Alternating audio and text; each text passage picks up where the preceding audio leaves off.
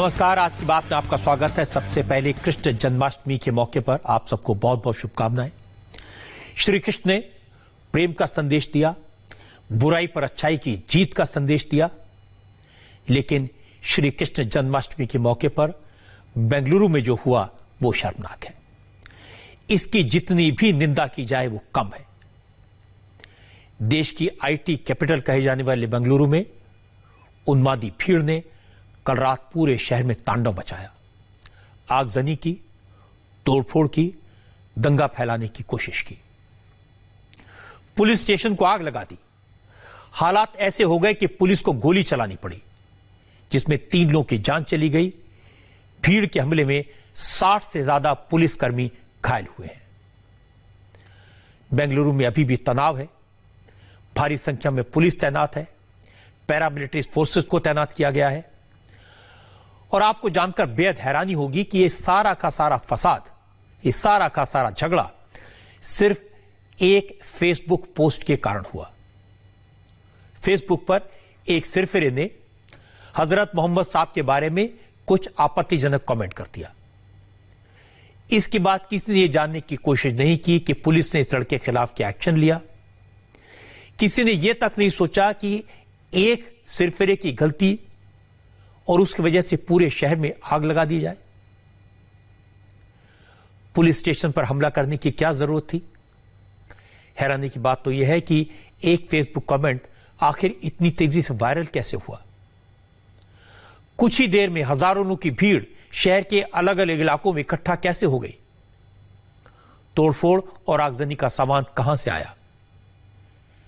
हमारे संवाददाता टी राघवन ने कल रात की तस्वीरें भेजी हैं। राघवन आज उन सारी जगहों पर गए, सारे स्पॉट्स पर गए जहां भीड़ ने हमला किया था। राघवन ने एक एक जगह को देखा, तहकीकात की, पूरे फैक्ट जुटाए और बेंगलुरु का नाम खराब करने वाली कल की घटना की पूरी हकीकत तफसील से मुझे भेजी है। सरकार ने साफ साफ कहा कि जिन लोगों ने दंगा मचाया, जिन लोगों ने शहर में आगजनी की, तोड़फोड़ की, उन सब की पहचान की जा रही है। किसी को बख्शा नहीं जाएगा और यह होना भी जरूरी है, क्योंकि बेंगलुरु में जो हुआ उसकी तस्वीरें दिल दहलाने वाली हैं, दुख देने वाली हैं।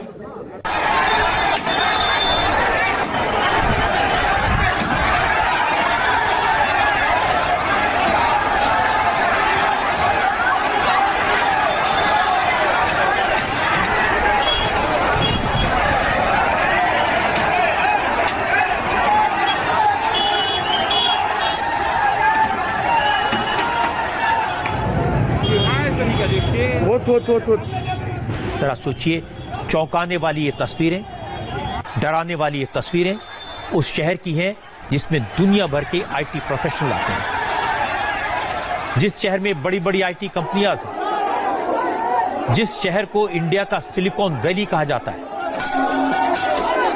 पढ़े लिखे लोगों का शहर कहा जाता है। इस शहर में एक फेसबुक पोस्ट की वजह से लोगों के स्नेह भड़काया गया और हजारों लोग शहर को जलाने निकल पड़े।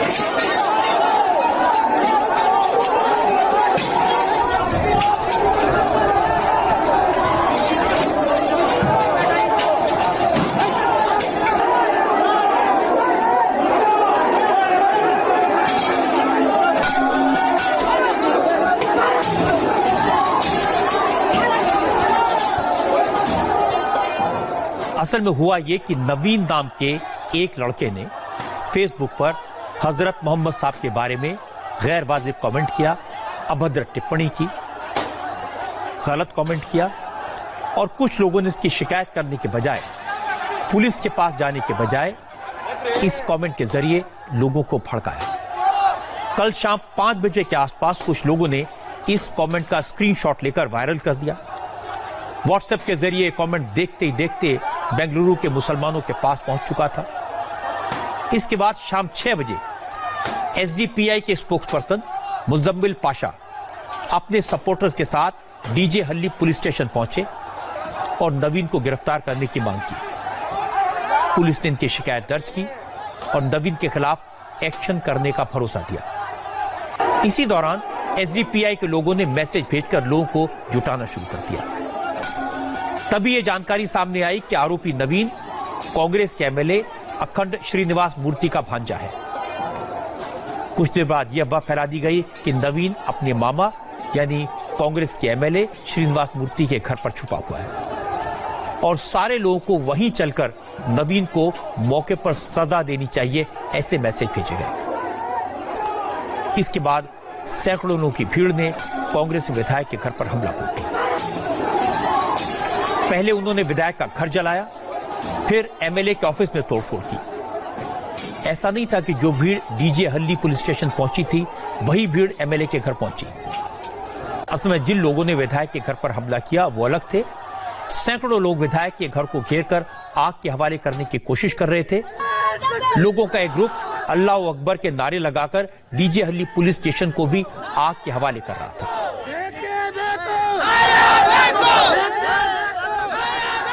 दंगाई भीड़ ने सबसे पहले पुलिस स्टेशन के बाहर खड़ी गाड़ियों को आग लगाई, फिर थाने के अंदर घुस गए।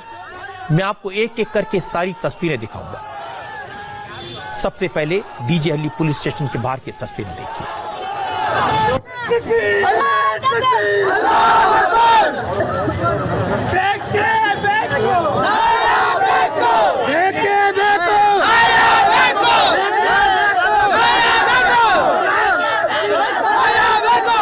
ये जो तस्वीरें आप देख रहे हैं ये डीजे हल्ली पुलिस स्टेशन के बाहर की हैं।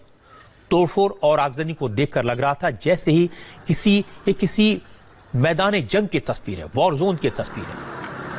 जहां तक नजर जा रही है जली हुई मोटरसाइकिल, टूटी हुई गाड़ियां दिखाई दे रही हैं। जिन लोगों का घर पुलिस स्टेशन के आसपास है वो रोड पर ही गाड़ियां पार्क करते हैं और कल इनकी गाड़ियों को आग के हवाले करते हैं। जिन लोगों का इस पूरे विवाद से कोई लेना देना नहीं था उन सब की गाड़ियों को जला दिया गया। आगजनी कल रात हुई थी और आज सुबह तक गाड़ियां जल रही थी। पहले यह अफवाह फैलाई गई कि मोहम्मद साहब के बारे में गलत बातें लिखने वाला नवीन विधायक के घर में छुपा है और पुलिस स्टेशन के पास मौजूद भीड़ को यह बताया गया कि नवीन को पुलिस ने थाने के अंदर रखा हुआ है, इससे थाने को आग लगा दो। इसके बाद दंगाइयों ने पुलिस स्टेशन का जो हाल किया उसे देखकर आपके रोंगटे खड़े हो जाएंगे। हम डीजे हल्ली पुलिस स्टेशन के बाहर मौजूद हैं और आप देखिए केएसआरपी की इस वैन में अभी भी जो टायर है उसमें आग लगी हुई है। ये जो एरिया है आप इसको देखने से आपको अंदाजा लगेगा कि वायलेंस किस तरह हुआ था। लेफ्ट हैंड साइड में आप मेरे देख सकते हैं ये जो कंपाउंड आपको नजर आ रहा है ये डीजे हल्ली पुलिस स्टेशन है और इस पुलिस स्टेशन के बाहर पुलिस की जितनी भी गाड़ियां खड़ी थी आप देखिए ये पुलिस की केएसआरपी वैन है KA01G3920 पुलिस इसमें लिखा हुआ है। ये पुलिस की केएसआरपी वैन है जिसे आग के हवाले किया गया। इसके बाद आप देख सकते हैं यहाँ पर एक और वैन है जिसे आग के हवाले किया गया। इस पुलिस स्टेशन के आसपास जितनी भी गाड़ियां थी उसे इस वायलेंट मॉब ने आग के हवाले कर दिया। आप देखिए पुलिस स्टेशन के ठीक बाहर की ये तस्वीरें हैं जहां पर जो पुलिस अधिकारी थे, कर्मचारी थे, उनकी गाड़ियां यहाँ पर जो सीज व्हीकल थे वो थे, उन सबको आग के हवाले किया गया है। इस तरह से अगर हम आगे बढ़ते हुए पुलिस स्टेशन के अंदर की तस्वीरें आपको दिखाने की कोशिश करें तो आप देखिए यहाँ पर पुलिस स्टेशन में भी किस तरह से आगजनी और तोड़फोड़ की गई है। पुलिस स्टेशन का एक हिस्सा आग के हवाले कर दिया गया है। यहाँ देखिए ये पुलिस की जो गाड़ी है इसको देखिए किस तरह से तोड़ा गया है। यहाँ पर सारे इसके शीशे छितरे हुए हैं, लाइट्स को तोड़ दिया गया है। ये जो कम से कम बताया जा रहा है कि 300 से 400 की संख्या में लोग यहाँ पर अचानक आ गए। सूचना ये मिली कि जो आरोपी नवीन है उसे इस स्टेशन में सिक्योर करके रखा गया है। जैसा राघवन ने दिखाया पुलिस स्टेशन को कितना नुकसान पहुंचाया गया और पुलिस स्टेशन के बाहर हंगामा कर रही भीड़ ने एक्स्ट्रा फोर्स को वहां पहुंचने नहीं दिया। जो भीड़ वहां मौजूद थी उसने थाने में मौजूद पुलिस वालों को आउट नंबर कर दिया। यानी ये हिंसा करने वाली भीड़ पुलिस स्टेशन के जवानों पर भारी पड़ गई। लोग ज्यादा थे, पुलिस के जवान कम थे। गेट तोड़कर लोग पुलिस स्टेशन के अंदर घुस गए और पुलिस स्टेशन में जमकर तोड़फोड़ की। वहां खड़ी सैकड़ों गाड़ियों में आग लगा दी। डीजे हल्ली पुलिस स्टेशन के बाहर कम से कम 300 से 400 लोगों की भीड़ पहुंच गई थी। भीड़ हिंसा पर उतारू थी। ये जो पुलिस स्टेशन का बोर्ड आप देख रहे हैं, ये जो गेट आप देखिए पीछे की तरफ, इस गेट को पुलिस स्टेशन की तरफ से बंद कर दिया गया था, लोगों को आने से रोक दिया गया था। इस बीच में कुछ लोग इस गेट को तोड़ते हुए सबसे पहले इस बेसमेंट की तरफ आए।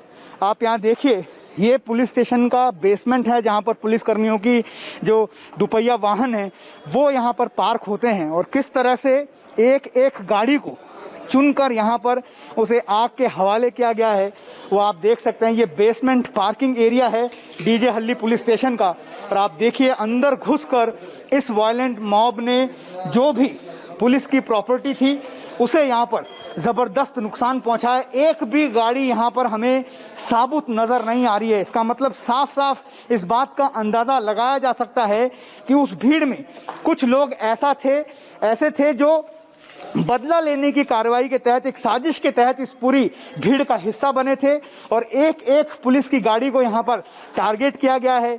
आप देख सकते हैं बेसमेंट पर जहां से हम नीचे उतर रहे हैं वहां से तकरीबन यहाँ पर 40 दुपहिया वाहन ऐसे हैं जिन्हें पूरी तरह से आग के हवाले कर दिया गया है। एक कार वहां पर हमें जली हुई नजर आ रही है। साथ ही आप देखिए यहाँ पर जब पुलिस ने इस भीड़ को रोकने के लिए इन कुर्सियों का सहारा लिया, यहाँ पर उस कुर्सियों के सहारे रोकने की कोशिश की, तो इन कुर्सियों को, बैरिकेड को भी यहाँ पर तोड़ा गया। ये पत्थर आप यहाँ पर जो देख रहे हैं, ये पत्थर हैं जो पुलिस कर्मियों की तरफ उछाले गए, फेंके गए, जिसके बाद पुलिस को फायर ओपन करना पड़ा।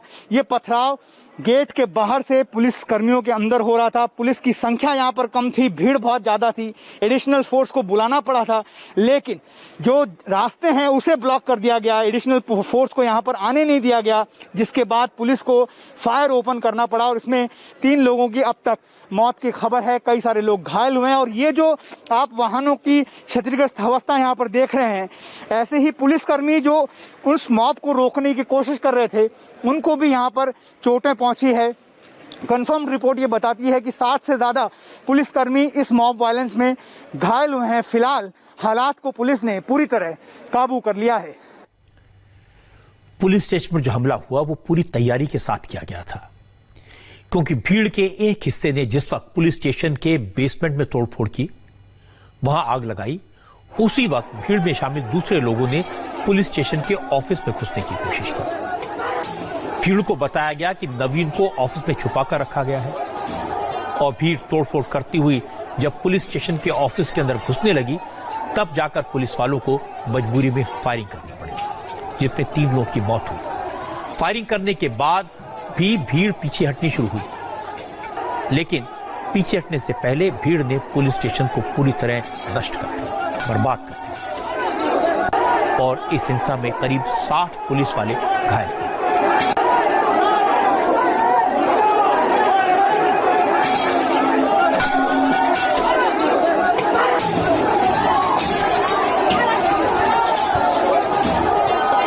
जो तस्वीरें आप देख रहे हैं ये पुलिस स्टेशन की तस्वीरें हैं। आप अंदाजा लगा सकते हैं कि ऐसे हाल में अगर पुलिस गोली न चलाती तो पुलिस वालों का क्या हाल होता।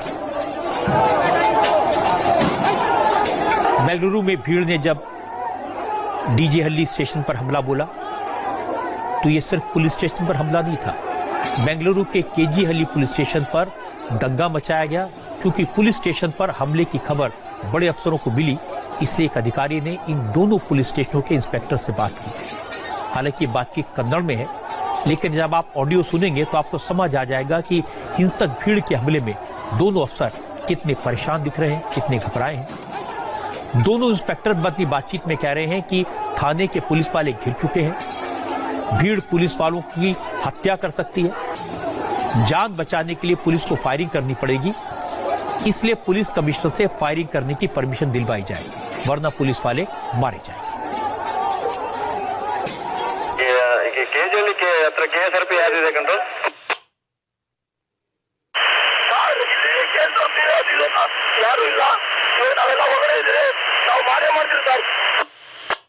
ಸರ್ ಮಾಡಿ ಸರ್, ಅವ್ರು ಯಾರು ನಿಮ್ಗೆ ಕಾಪಾಡಲ್ಲ, ನಿಮ್ಮಷ್ಟು ನೀವು ಕಾಪಾಡ್ಕೊಳ್ಳಿ. ದಯವಿಟ್ಟು ನಮ್ಮ ಸರ್ ಮಾಡ್ತಿರ್ತಾం ಸರ್ ಇದು ಫುಲ್ ಸರ್ ನಾವು ಮಾಡೇ ಮಾಡ್ತೀವಿ ಸರ್ ಇನ್ನು ಆತ್ಮರಕ್ಷಣೆಗೋಸ್ಕರ ಏನು ಮಾಡ್ತಾ ಇದೆಯಪ್ಪ ಮಾಡೋ ಡಿಸಿಷನ್ ತಗೋ ಫೈರ್ ಮಾಡಪ್ಪ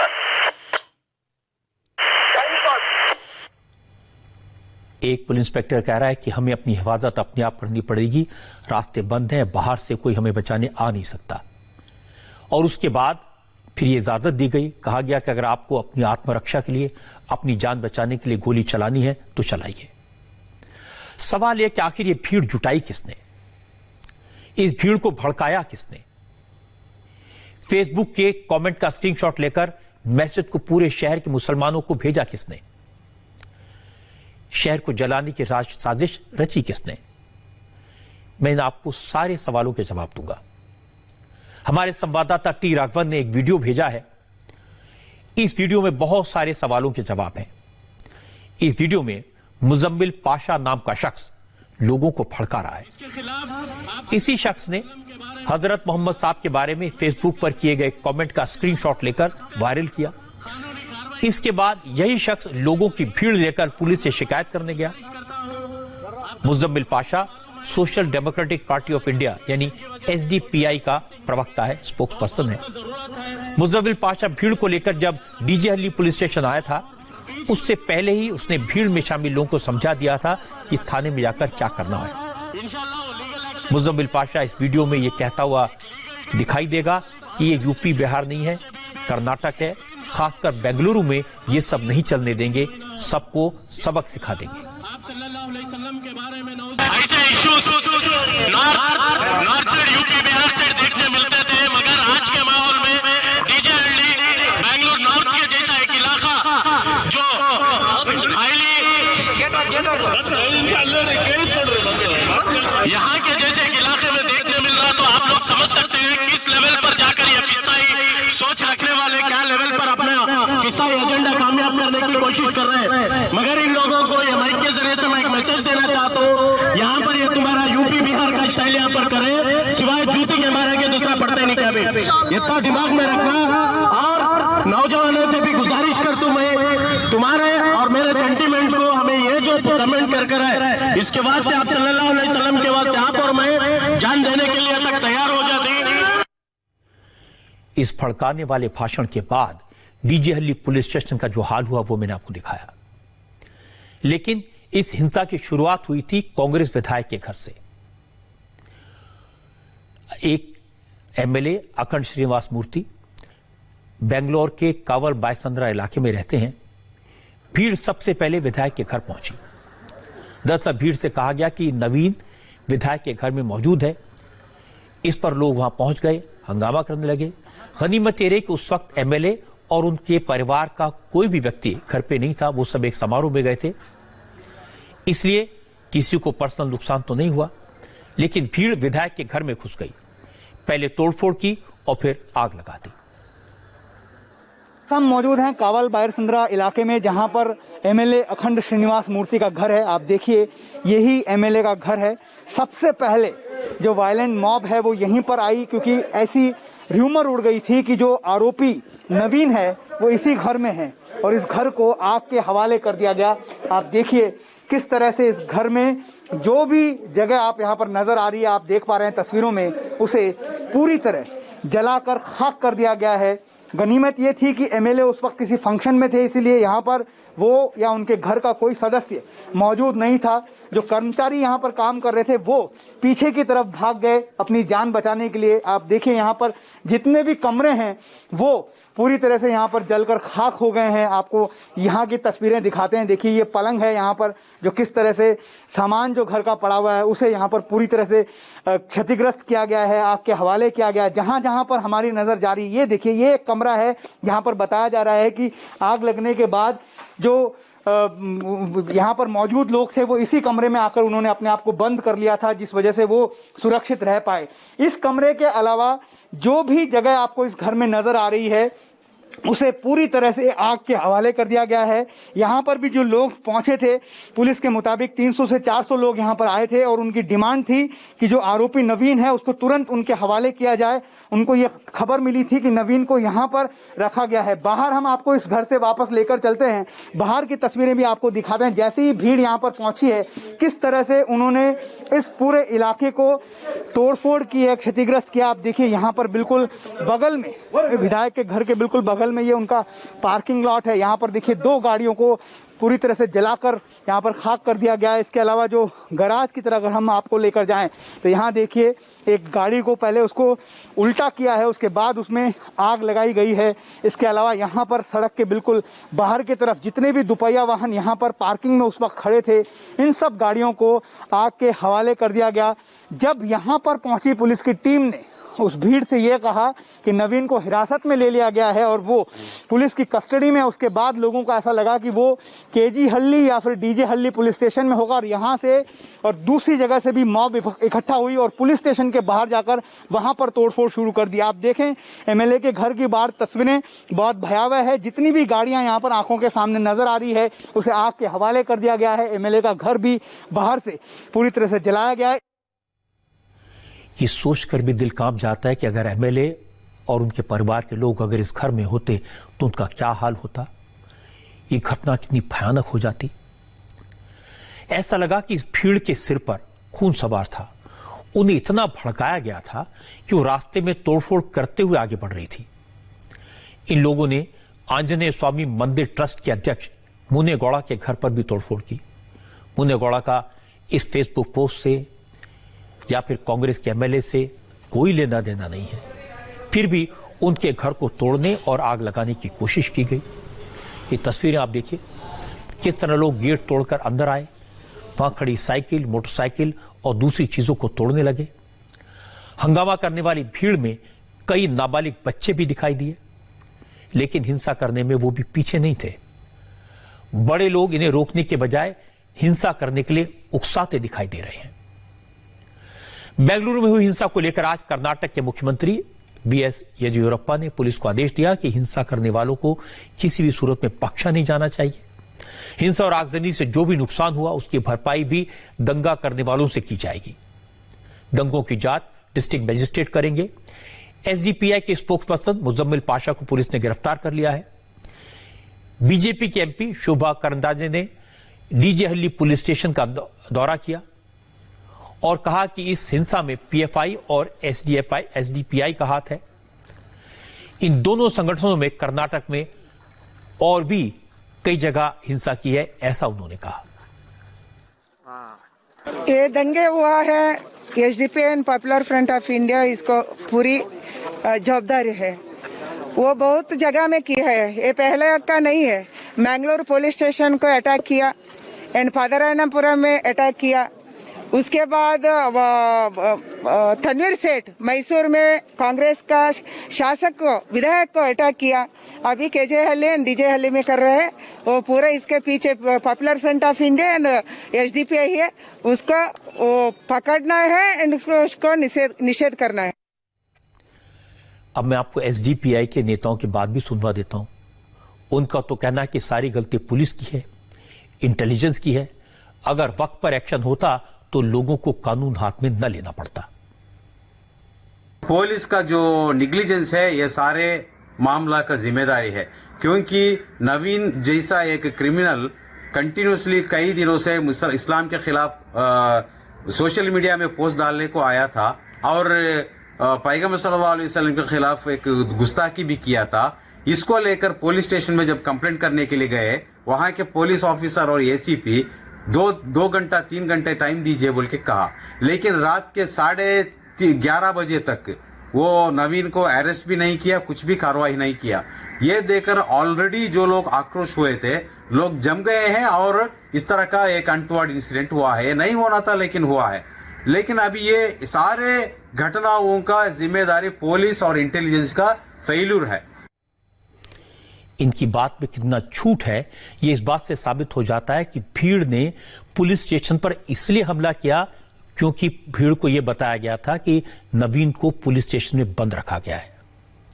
अगर पुलिस ने एक्शन ले लिया था तो फिर पुलिस स्टेशन को जलाने की क्या जरूरत थी?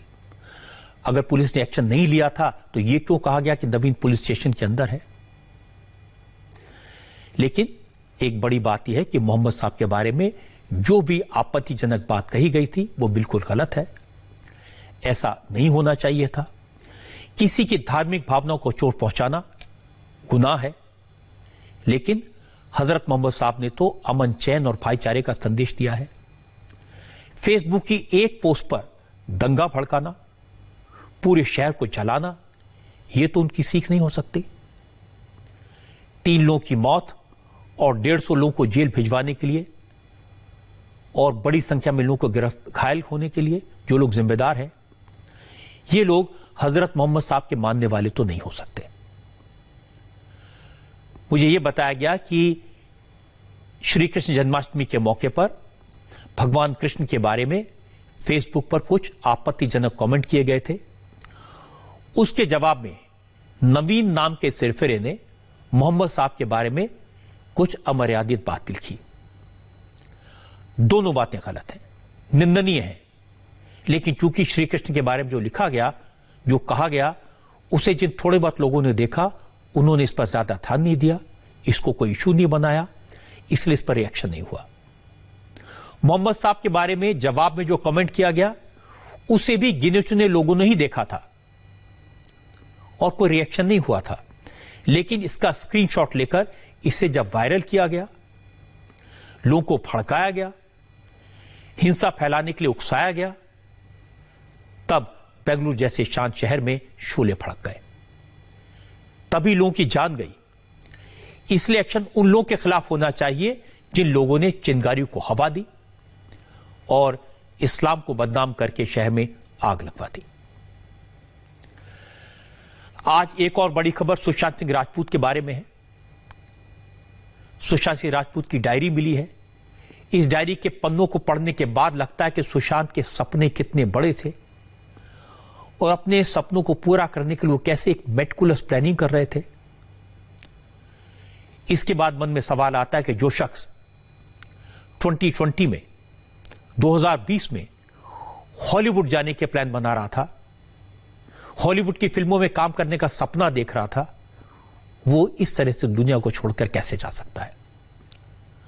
सुशांत सिंह ने अपनी डायरी में अपने सपनों के बारे में, अपने प्लान्स के बारे में, अपनी पर्सनल लाइफ के बारे में, अपने परिवार से रिश्तों के बारे में क्या क्या लिखा है ये मैं आपको बताऊंगा, लेकिन पहले 25 सेकंड का एक स्पॉन्सर मैसेज। सुशांत की मौत के बाद अब उसकी जिंदगी के पन्ने एक एक करके खुल रहे हैं। पुराने पन्नों से सुशांत की कहानी, उनके मन की बात, उनके सपने, उनके प्लान्स, इन सब के बारे में पता चल रहा है। आज पटना में मौजूद हमारे संवाददाता नीतीश चंद्र ने सुशांत सिंह राजपूत की डायरी के कुछ पन्ने भेजे। इन डायरी के पेजेस को देखकर, सुशांत की हैंडराइटिंग में लिखी इन बातों को देखकर सुशांत के सपनों का, उसकी उड़ान का और जिंदगी के प्रति उनका नजरिया क्या था, यह पता चलता है। इन पन्नों को पलटा, पढ़ा तो लगा कि कोई सपने में भी नहीं सोच सकता यह सब लिखने वाला शख्स आत्महत्या कर लेगा। मैंने सुशांत की डायरी के इन 11 पन्नों को, इन नोट्स को पढ़ा है। सिर्फ 11 पन्नों से साफ हो गया कि सुशांत बिना प्लानिंग के कुछ नहीं करते थे। वो आगे बढ़ने वाला, अपने सपनों को हासिल करने की कोशिश करने वाला एक मजबूत नौजवान था। सुशांत की डायरी ने बहुत कुछ लिखा है, लेकिन जिस पन्ने ने मुझे सबसे ज्यादा हैरान किया वो इस वक्त आपके टीवी स्क्रीन पर है। क्योंकि पेजेस इंग्लिश में, इसलिए मैंने इनका ट्रांसलेशन करवाया है। सुशांत की डायरी के इस पन्ने को पढ़कर लगा कि वो 2020 में हॉलीवुड की फिल्मों में काम करना चाहते थे, इसका सपना देख रहे थे और इसके लिए तैयारी कर रहे थे। सुशांत सिंह राजपूत ने डायरी में लिखा कि 2020 में वो हॉलीवुड का हिस्सा बनना चाहते हैं, हॉलीवुड में फुल्ली फंक्शनल होना चाहते हैं और इसके साथ साथ वो 50 टॉप थिंकर्स और प्लानर्स की टीम क्रिएट करना चाहते हैं। सुशांत 2020 में सिनेमा के साथ साथ एजुकेशन और एनवायरनमेंट के क्षेत्र में काम करना चाहते थे। इसी पन्ने में सुशांत ने अपने टास्क का पूरा करने के लिए एक कोर टीम बनाने के बारे में लिखा है और इसी कोर टीम की बदौलत वो 2020 में अपने सारे ख्वाब पूरा करना चाहते थे। इस पेज में सुशांत ने एक अमाउंट का जिक्र किया है, 50 करोड़ रुपए, यानी 2020 तक वो कम से कम 50 करोड़ रुपए कमाना चाहते थे और इस प्रोजेक्ट पर लगाना चाहते थे। सुशांत चाहते थे उनका पैसा अच्छी तरह मैनेज किया जाए, फिल्म इंडस्ट्री में उनकी रेपुटेशन बढ़े, ब्रांड बिल्डिंग पर फोकस हो, वो एक बड़ा ब्रांड बनकर सामने आए। ये सारी बातें इन पेजेस से सामने आई हैं। आगे बढ़ने के अवसर उनके पास आए, यानी सुशांत एक तरह से उन्हीं सारी बातों पर फोकस कर रहे थे जो उन्हें फिल्म इंडस्ट्री में और आगे ले जाने में मदद करती। उनके लिखे हुए इन पेजेस को देखकर कहा जा सकता है कि सुशांत भविष्य की मेटिकुलस प्लानिंग कर रहे थे, बड़ी तरीके से अपनी सक्सेस को बनाए रखने और आगे बढ़ने के रास्ते खोज रहे थे। कम से कम ऐसा कोई इंडिकेशन नहीं मिला कि सुशांत सिंह के दिमाग में सुसाइड के बारे में दूर दूर तक कोई ख्याल आया हो या वो किसी तरह से किसी मेंटल टेंशन के शिकार हो। वो परेशान तो कतई नहीं थे, वो तो सपने देख रहे थे, बड़े बनना चाहते थे और उसका प्लान बना रहे थे। नीतीश चंद ने बताया कि सुशांत की डायरी के पेजेस 2018-2019 के हैं। इसमें सुशांत ने अपने बारे में बहुत सारी बातें लिखी हैं जिससे उनकी पर्सनैलिटी के बारे में आज काफी कुछ पता चला। सुशांत ने एक पेज में खुद को डिफाइन किया, अपने कुछ टारगेट सेट किए। वो चाहते थे 2020 तक उनकी एक्टिंग और निखरे, उनके स्किल्स और बेहतर हो, उनकी एक्टिंग और अपग्रेडेड हो जाए। इसके साथ साथ तो अपनी लैंग्वेज पर, अपनी भाषा पर काम करना चाहते थे, भाषा पर पकड़ मजबूत करना चाहते थे, कल्चर के बारे में सोचते थे, संस्कृति के बारे में जानने की कोशिश कर रहे थे। और जैसा मैंने आपको बताया कि जो हॉलीवुड ड्रीम्स हैं वो भी इन्हीं पन्नों में समा गए। सुशांत ने लिखा कि वो हॉलीवुड की टॉप एजेंसी से जुड़ना चाहते थे। हॉलीवुड में काम करने का ये तरीका भी होता है। वो चाहते थे उन्हें हॉलीवुड में क्वालिटी वर्क मिले, इसके लिए वो कोई अच्छा एजेंट ढूंढ रहे थे। इसी डायरी में सुशांत ने लिखा कि वो टॉप लेवल के प्लेयर्स के साथ भी कनेक्ट होना चाहते थे, उनके साथ संपर्क में आना चाहते थे। सुशांत एक मल्टी टैलेंटेड कलाकार था, कई तरह की उसमें संभावनाएं थी। वो अपने कला को काफी ऊंचे स्तर पर निखारना चाहता था और बॉलीवुड नहीं, वो हॉलीवुड तक का सफर तय करना चाहता था। ये उसने पूरा अपना प्रोग्राम बना रखा था और परिवार के बारे में वो क्या सोचता था, क्या करना चाहता था, तमाम चीजें डायरी से स्पष्ट हो गया है और डायरी मिल गया है। तो मैं समझता हूं कि बहुत लोगों का नजर साफ हो गया होगा कि वो कितने टैलेंटेड लड़का थे। सुशांत की डायरी के पेजेस देखकर, उनकी लिखी हुई बातें पढ़कर यह लगता है कि वो मानसिक तौर पर मजबूत थे, अपने फ्यूचर की प्लानिंग कर रहे थे। लेकिन जब रिया चक्रवर्ती की बात सुनते हैं तो बात बिल्कुल उल्टी है, हैरानी होती है। रिया जो उनकी पार्टनर थी, उनके साथ रहती थी, लिव इन रिलेशनशिप था, उनका दावा है कि सुशांत मानसिक तौर पर बीमार थे। वो अजीब अजीब हरकतें करते थे, रोने लगते थे, कभी हंसने लगते थे। हमारे संवाददाता जयप्रकाश सिंह ने बताया कि ईडी की पूछताछ के दौरान रिया ने दावा किया कि पिछले साल यूरोप टूर के दौरान जब वो सुशांत के साथ इटली में फ्लोरेंस में गई थी, वो लोग एक 600 साल पुराने हेरिटेज होटल में रुके थे। उस वक्त सुशांत एक पेंटिंग से बातें करते दिखाई दिए। रिया ने दावा किया कि होटल में सुशांत के कमरे में एक स्पेनिश पेंटर फ्रांसिस्को गोया की एक पुरानी पेंटिंग लगी थी जिसका नाम था सैटर्न डिवरिंग हिज सन। इस पेंटिंग में शनि अपने बच्चों को निगलता हुआ दिखाया गया था। रिया के मुताबिक पेंटिंग को देखकर सुशांत पहले डर गए।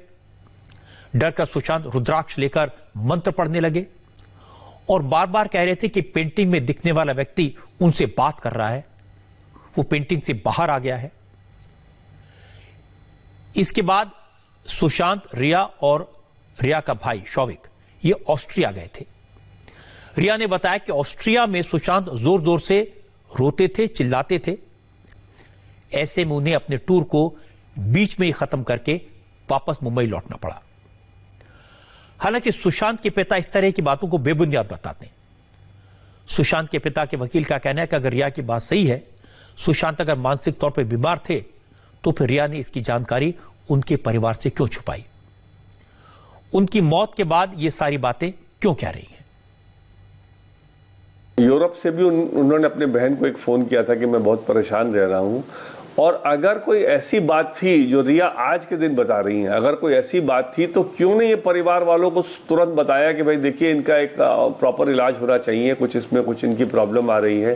पिता ने तो नवंबर में भी मैसेज दिया कि भाई मेरे को बताओ भी कि क्या चल रहा है, मैं जानना चाहता हूं, तुम दोस्त बनती हो तो मेरे को क्यों नहीं बता रही कि क्या इनका इलाज चल रहा है। तो इसलिए ये क्यों अपने वो, अगर ऐसा कुछ था भी, पहले तो पता नहीं था भी कि नहीं, लेकिन अगर ऐसा था भी तो क्यों नहीं परिवार को कॉन्फिडेंस में लिया और परिवार को बताया कि हाँ क्या इलाज कर रही है, क्या इलाज डॉक्टर बदल रही है, क्यों बदल रही है, एक डॉक्टर के पास गई फिर दूसरे डॉक्टर के पास क्यों गई।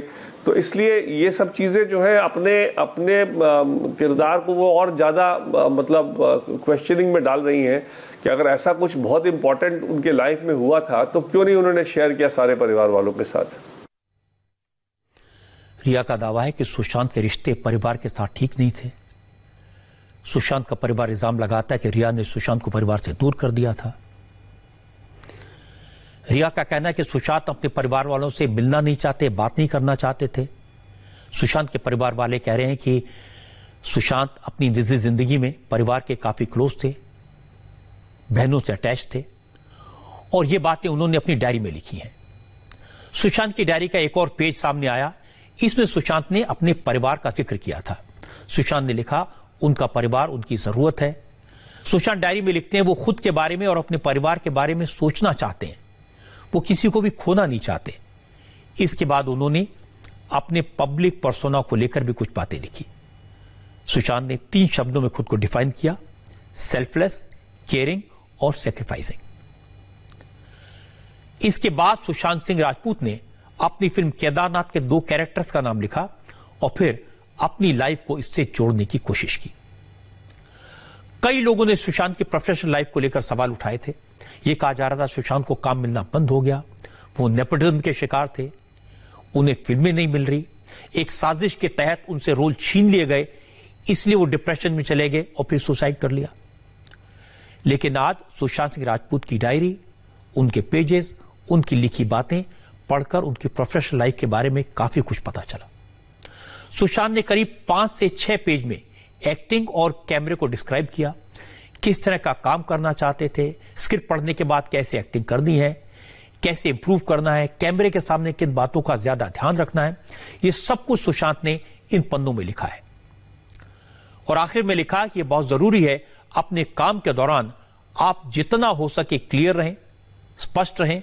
आपका काम सिंपल होना चाहिए, उसमें आसानी से पल जोड़े जा सकते हैं और आपका कैरेक्टर फुल्ली डायमेंशनल होना चाहिए। सुशांत ने यह भी लिखा कि एक्टर को सीन का बेसिक्स पता होना चाहिए और अगर तैयारी अच्छी है, बढ़िया है, तो फिर ज्यादा एफर्ट्स करने की जरूरत नहीं है, ये बड़ी आसानी से हो जाता है। डायरी के पन्ने देखकर अंदाजा लगता है कि सुशांत खुद से और अपने परिवार के लोगों से और अपने दोस्तों से बहुत प्यार करते थे, उन्हें अहमियत देते थे। सुशांत जिंदगी से प्यार करते थे, जिंदगी खुलकर जीना चाहते थे, इसलिए उनके परिवार को इस बात का यकीन ही नहीं है कि सुशांत किसी भी कीमत पर मौत को गले लगा सकते थे, आत्महत्या कर सकते थे। सुशांत के परिवार की तरफ से आज 9 पन्नों का एक लेटर जारी हुआ। इसमें परिवार की तरफ से इल्जाम लगाया गया कि सुशांत सिंह राजपूत की निर्मम हत्या की गई। परिवार ने रिया चक्रवर्ती पर हनी ट्रैप का गंभीर आरोप लगाया। चिट्ठी में कहा गया कि हनी ट्रैप गैंग ने सुशांत को लूटा और फिर मार दिया और अब यही हनी ट्रैप गैंग परिवार को अपमानित करने में जुटा है। सुशांत सिंह राजपूत के परिवार का आरोप है कि यही लोग सुशांत को मानसिक रोगी बताने में जुटे हैं और डिप्रेशन की कहानी बनाकर उसके कैरेक्टर पर कीचड़ उछाला जा रहा है। आज सुशांत के पिता के वकील विकास सिंह ने भी कहा कि मुंबई पुलिस की जांच में कुछ तो काला है, क्योंकि परिवार को तो यह प्री प्लान्ड मर्डर लगता है। विकास सिंह ने कहा कि सुशांत की मौत के मामले में सिद्धार्थ पिठानी का रोल शक के दायरे में है। सिद्धार्थ पिठानी जो है बड़ा शातिर है। जब तक एफआईआर दर्ज नहीं हुआ था तब तक परिवार से बात कर रहा था और कह रहा था कि हम मदद करेंगे, रिया की शिकायत भी करता था। तो कहीं ना कहीं ऐसा लगा कि शायद सिद्धार्थ पिठानी का रोल नहीं। जैसे ही एफआईआर दर्ज हो गया, आपको याद होगा उसने एक ईमेल भेजा और कहा कि मेरे को प्रेशराइज किया जा रहा है एंड ऑल दैट, तो वो सारा उसका एक एफर्ट बिल्कुल पलट गया और उसने जो है रिया के साथ हेल्प करने वाली जो बात शुरू कर दी। तो कहीं ना कहीं सिद्धार्थ पिठानी, चूंकि उसी ने रूम को खोला था और उसका अगर कंडक्ट क्वेश्चनेबल आज के दिन हो जाता है किसी भी तरह से, तब तो बहुत ही अहम होगा कि सिद्धार्थ पिठानी को कस्टोडियल इंटरोगेशन किया जाए, तो पता चलेगा कि किस हालत में, क्योंकि जो चाबी बनाने वाले को बुलाया उसने, चाबी बना दिया, उसके बाद उसके सामने कमरा नहीं खोला। अगर इतनी जल्दी थी तो तुरंत खोल देता। उसको रूम से बाहर, घर से बाहर निकाल के, और जब बहन 10 मिनट दूर थी उसका वेट नहीं किया, तो इसलिए कहीं ना कहीं, और बॉडी को उतार दिया जमीन पे बहन के आने के पहले। तो इसलिए सिद्धार्थ पिठानी शायद इस पूरे मामले की कड़ी का सारा वो हिसाब रखता है और वही बता पाएगा कि एक्चुअली क्या हुआ है उस घर में, सुसाइड है या मर्डर है, क्योंकि किरदार तो वही रहेंगे चाहे सुसाइड हो या मर्डर, क्योंकि सिद्धार्थ पिठानी रिया का ही आदमी था। और अब जिस तरह से उसने मेल दिया है तो क्लियर हो रहा है कि बिल्कुल वो रिया के साथ उसकी सांठगांठ है। सुशांत सिंह राजपूत की मौत के केस में एक बड़ी प्रॉब्लम यह है कि जो भी बातें आ रही हैं वो सुशांत सिंह के परिवार की तरफ से या उनके परिवार के वकील की तरफ से आ रही हैं। रिया चक्रवर्ती, जिन पर सबसे ज्यादा शक है, जो सबसे ज्यादा सवालों के घेरे में है, उनकी तरफ से, उनके परिवार की तरफ से या उनके वकील की तरफ से साफ तौर पर कुछ भी नहीं कहा जा रहा। लेकिन हर रोज जो नई नई बातें सामने आती हैं, कभी सोर्सेस के जरिए, कभी सुशांत के परिवार के जरिए, उससे मामला और उलझता दिखाई देता है। सुशांत की डायरी के पन्ने बताते हैं वो इंटेलिजेंट थे, अच्छी प्लानिंग करते थे, अपने फिल्म करियर में सोच समझ के आगे बढ़ना चाहते थे, हॉलीवुड के सपने देख रहे थे। लेकिन कुछ दिन पहले कहा गया था सुशांत फिल्म इंडस्ट्री से दुखी थे, परेशान थे, वो फिल्म इंडस्ट्री छोड़कर ऑर्गेनिक फार्मिंग करना चाहते थे। उस समय कहा गया था फिल्म इंडस्ट्री का माफिया उनके पीछे पड़ा है, उनसे फिल्में ले ली गई हैं। सुशांत की लिव इन पार्टनर रिया चक्रवर्ती का दावा है कि सुशांत मानसिक रूप से बीमार थे, बाइपोलर थे। इटली के होटल का उदाहरण उन्होंने दिया, ऑस्ट्रिया में क्या हुआ ये बताया, कैसे सुशांत को आवाजें सुनाई देती थी, वो हेलुसिनेट करते थे। लेकिन सुशांत के परिवार वाले कहते हैं कि वो मानसिक रूप से बीमार नहीं थे, स्ट्रांग थे, बड़े सपने देख रहे थे, आगे की प्लानिंग कर रहे थे। उनके परिवार वाले मानते हैं कि सुशांत आत्महत्या नहीं कर सकते और परिवार को शक है कि रिया ने सुशांत को कमजोर कर दिया था, उन पर कब्जा कर लिया था, उनके पैसे लूट लिए थे। अब सवाल है, अगर परिवार को ये बातें कई महीने पहले से पता थी तो उन्होंने इसकी शिकायत मुंबई पुलिस से क्यों नहीं की? और सुशांत की दुखद मौत के बाद मुंबई पुलिस को ऐसी किसी साजिश के बारे में क्यों नहीं बताया? पटना पुलिस को ही क्यों बताया? लेकिन एक सवाल जो बार बार पूछा जा रहा है कि सुशांत ने अगर आत्महत्या की तो एक अकेले आदमी ने उन्हें ऊपर से नीचे कैसे उतारा? वो तो काफी स्ट्रांग थे। मुंबई पुलिस जब मौका वारदात पर पहुंची तो यह जानने की कोशिश क्यों नहीं की गई कि यह कैसे हुआ? इन सारे सवालों के जवाब मुंबई पुलिस को देने होंगे और जब जांच शुरू होगी तो सीबीआई को देने होंगे। फिल्म इंडस्ट्री से एक और बुरी खबर आ जाए, संजय दत्त को कैंसर डिटेक्ट हुआ है। मुंबई फिल्म इंडस्ट्री से एक और दुख भरी खबर मिली है। Film star Sanjay Dutt cancer के शिकार हैं। हालांकि संजय दत्त के परिवार ने या संजय दत्त ने यह कंफर्म नहीं किया है कि वो उन्हें कैंसर है, लेकिन मुंबई फिल्म इंडस्ट्री के बड़े ट्रेड एनालिस्ट कोमल नाटा ने कल शाम ट्विटर पर बताया था कि संजय दत्त कैंसर से पीड़ित हैं। कोमल नाटा ने ट्वीट करके कहा कि संजय दत्त को लंग कैंसर है और वो कैंसर की 3rd स्टेज में है। संजय दत्त ने भी सोशल मीडिया के जरिए कहा था कि वो इलाज के लिए काम से ब्रेक ले रहे हैं। उन्होंने लिखा था कि मैं इलाज के लिए काम से छोटा सा ब्रेक ले रहा हूं। मैं और मेरे परिवार की, हमारे शुभचिंतकों से गुजारिश है कि वो फिक्र न करें, बेवजह की अटकलें न लगाएं और मैं जल्दी वापस आऊंगा। संजय दत्त की इस पोस्ट के बाद उनके प्रशंसक, उनके फैंस काफी परेशान हुए और सोशल मीडिया पर तरह तरह की बातें चलने लगी। इसके बाद संजय दत्त की बीमारी पर उनकी पत्नी मान्यता ने एक स्टेटमेंट जारी किया। मान्यता ने अपने बयान में उन सब लोगों को शुक्रिया अदा किया जो संजय दत्त के जल्दी ठीक होने की दुआ कर रहे हैं। मान्यता ने लिखा कि वो संजू के फैन से गुजारिश करती हैं कि अफवाहों और अटकलों के झांसे में ना आए। मान्यता ने यह भी लिखा कि उनके परिवार ने पिछले कुछ सालों में कई मुसीबतें झेली हैं और उन्हें यकीन है ये वक्त भी गुजर जाएगा। असल में 4 दिन पहले संजय दत्त को मुंबई के लीलावती हॉस्पिटल में भर्ती कराया गया था। उन्हें सांस लेने में दिक्कत हो रही थी। 8 अगस्त को संजय ने खुद ट्वीट करके बताया कि वो लीलावती हॉस्पिटल में भर्ती हुए हैं और उनका कोरोना टेस्ट नेगेटिव आया है। तो ये बात समझ में आई कि वो कोरोना से पीड़ित नहीं है। जोयिता मित्रा मुंबई में हमारी संवाददाता हमारे साथ हैं इस वक्त में। जोयिता, संजय दत्त के बारे में सुनकर काफी दुख हुआ, काफी चिंता हुई, बहुत मुश्किलों की जिंदगी उन्होंने बिताई है। आपके पास क्या जानकारी है?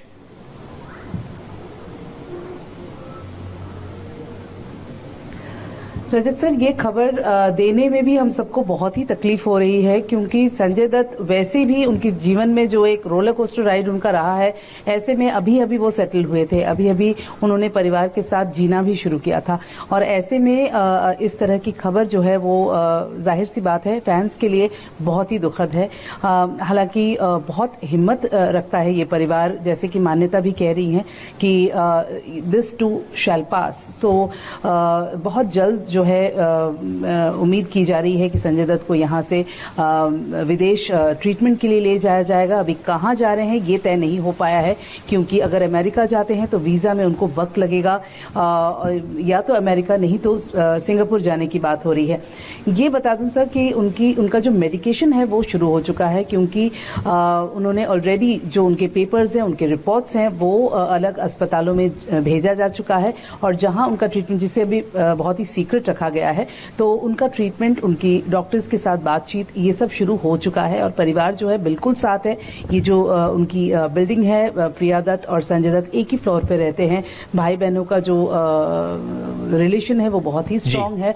ऐसे में संजय दत्त परिवारों और दोस्तों से तो जरूर घिरे हैं, क्योंकि एक एक करके मैं भी देख पा रही हूँ यहाँ पर लोग सिर्फ उनकी बिल्डिंग को देखने के लिए आ रहे हैं, जैसे कि फैंस की बात नहीं, उनके बहुत दोस्त भी हैं फिल्म इंडस्ट्री में, तो मुझे उम्मीद है कि जरूर वो अपना ख्याल रखेंगे और जैसा आप कह रहे हैं कि इलाज के लिए बाहर ले जाएंगे, मुझे लगता है इलाज के लिए अगर कोर्ट से परमिशन लेनी पड़ेगी तो बिल्कुल मुश्किल नहीं होगा। तो बहुत बहुत शुक्रिया जोयता आपका। संजय दत्त को मैं कई साल से जानता हूं। उनकी जिंदगी एक रोलर कोस्टर की तरह रही है। करियर के शुरू में उनकी फिल्में हिट हुई, लेकिन उसी दौरान संजय दत्त ड्रग्स का शिकार हुए। संजय ड्रग्स के चंगुल से बाहर निकले और फिर वापस फिल्मों में काम किया तो सुपरस्टार बन गए, लेकिन इसके बाद आर्म्स एक्ट में जेल जाना पड़ा। कई साल ये मुकदमा चला, कई साल त्रासदी झेली उन्होंने। जेल से बाहर निकले, करियर ने एक नया मोड़ लिया था। अब कैंसर ने घेर लिया। मुझे पूरा यकीन है कि संजू कैंसर को हराएंगे, जल्द ठीक होकर वापस आ जाएंगे और दुनिया के लिए एक मिसाल बनेंगे। लेकिन ईश्वर से प्रार्थना है कि इस तरह की बुरी खबरें आना बंद हो। इस साल बहुत हो गया। दुनिया को जल्दी से जल्दी कोरोना से भी मुक्ति मिले। हालांकि कोरोना का असर तो भगवान पर भी पड़ रहा है।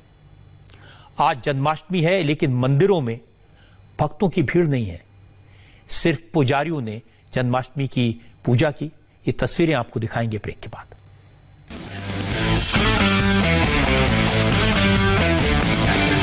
आज पूरे देश में श्री कृष्ण जन्मोत्सव धूमधाम से मनाया तो जा रहा है, लेकिन कोरोना की वजह से पाबंदियां हैं। मंदिरों में पहले की तरह की भीड़ नहीं है, लेकिन जोश में मंदिरों की सजावट में, पूजा की तैयारी में कोई कमी नहीं। मथुरा के बांके बिहारी मंदिर में जन्माष्टमी के दिन पैर रखने की जगह नहीं होती थी। लाखों श्रद्धालु आते थे पूरी दुनिया से, लेकिन आज सिर्फ भगवान है और पुजारी। मंदिर का आंगन वैसे ही सजा है, लेकिन सुना है भक्त नहीं है। कोरोना की वजह से इस बार देश भर के मंदिरों में भक्तों के जाने पर पाबंदी है। मथुरा में श्री कृष्ण जन्मभूमि पर जो मंदिर है, बांके बिहारी मंदिर को रंग बिरंगी रोशनी से सजाया गया है। नंदगांव में भी जन्माष्टमी की रौनक दिखाई दे रही है। अहमदाबाद के हरे कृष्णा मंदिर को भी सजाया गया है, लेकिन भक्त यहां भी नहीं है। वो प्रोटोकॉल का पालन कर रहे हैं, इसलिए हरे कृष्णा मंदिर में भक्तों की भीड़ तो नहीं दिखाई दे रही, लेकिन सजावट है। दिल्ली के इस्कॉन मंदिर में भी भक्तों के लिए खास व्यवस्था की गई।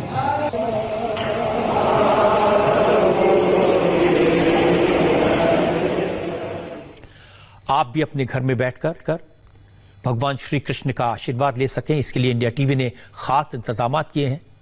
आप घर बैठकर मथुरा, वृंदावन, द्वारका समेत देश भर के सभी बड़े मंदिरों से कृष्ण जन्माष्टमी का महोत्सव लाइव देख सकते हैं। 11 बजे से आप जन्माष्टमी की तस्वीरें लाइव देख पाएंगे। श्री कृष्ण की लीलाओं के बारे में बताने के लिए इंडिया टीवी पर कृष्ण कथावाचक भी मौजूद रहेंगे। तो 11 बजे से भक्ति के रंग में डूब जाइए और कवरेज देखिए जय कन्हैया लाल। लेकिन फिलहाल आपको बताएंगे सुशांत सिंह राजपूत के सपनों के बारे में। उनकी डायरी के कुछ नए पन्ने सामने आए हैं। इन पन्नों में क्या लिखा है, सुशांत सिंह की उड़ान के बारे में, सुशांत सिंह राजपूत के ख्वाबों के बारे में एक स्पेशल रिपोर्ट पेश करेंगे पंकज भार्गव।